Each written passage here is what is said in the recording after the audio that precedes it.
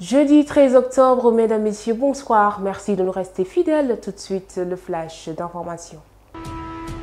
Audition de Ousmane Sonko par le parquet ce jeudi. Maître Khouraï Chiba démentit une information annoncée par la presse locale ce mercredi.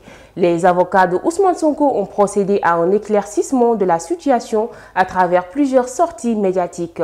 Selon Maître Bamba Cissé, cette audition est une information erronée car leur client n'a reçu aucune convocation. Maître Khouraï Chiba a également affirmé que pour le moment, il n'y a aucune évolution sur le dossier. Ce dossier est une accusation de viol qu'il oppose à la masseuse du salon Sud Beauté, Adji Sarr. 1 an assorti de sursis, c'est la peine requise par le parquet contre Khaliphone Sall. L'accusé est aujourd'hui fixé sur son sort. Il est condamné à 6 mois de prison, dont 1 mois ferme.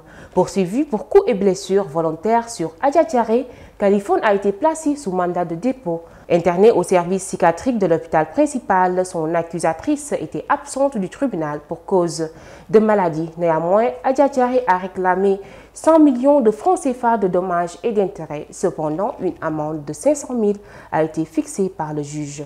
Pour rappel, Khaliphone était également accusé de viol et de séquestration, 2 accusations qui ont été rejetées par le parquet. Dans l'actualité internationale, sirop mortel en Gambie, l'Inde met aux arrêts l'usine de production, l'usine productrice du laboratoire Maiden Pharmaceutical Limited, mis aux arrêts ce mercredi suite à une alerte de l'Organisation mondiale de la santé. Le ministre de la Santé de l'État, Ariana Anil Vij, a déclaré hier un arrêt immédiat de toute production de ce médicament. Toujours selon elle, une première inspection de l'usine a déjà montré 12 violations du protocole. Cependant, le directeur du laboratoire a affirmé que les sirops produits par son laboratoire ne sont en rien responsables de ce drame. Pour rappel, le médicament est indexé en rapport avec la mort de 69 enfants en Gambie. Toujours dans l'actualité internationale, l'Assemblée générale de l'ONU a procédé hier au vote contre les annexions illégales de la Russie en Ukraine. 143 sur 193 pays ont condamné la présence de la Russie dans 4 régions ukrainiennes, Luhansk, Donetsk, Zaporizhia et Kherson. L'ambassadrice des États-Unis à l'ONU, Mme Linda Thomas-Greenfield, a tenu un discours avant le vote exhortant tous les pays à affirmer que la communauté internationale ne tolérerait pas qu'on s'empare d'un territoire voisin par force.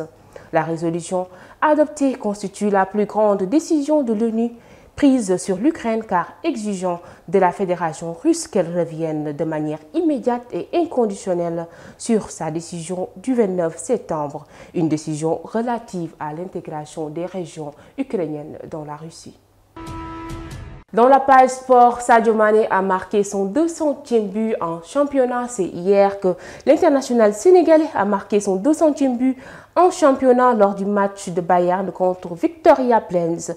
Le désormais munichois a atteint un record personnel de 200 buts après un passage en France, en Autriche, en Angleterre et en Allemagne. Il a arraché ainsi la victoire pour son équipe sur un score de 4-2. Toujours en sport, football féminin, une rencontre amicale s'est tenue entre la Colombie et le Paraguay. C'est un doublé de Lecy Santos qui a permis à l'équipe colombienne de remporter le match de cette première journée. La rencontre s'est tenue hier au stade colombien Santiago de Cali avec un objectif clair, la préparation des équipes pour le mondial féminin 2023. Le milieu de terrain et son équipe colombienne ont arraché la victoire au Paraguay sur un score de 4-0. Ceci met fin à ce rendez-vous de l'information. Merci de l'avoir suivi. Je vous donne rendez-vous pour un autre flash et le programme continue sur womanfirsttv.com. Bonsoir.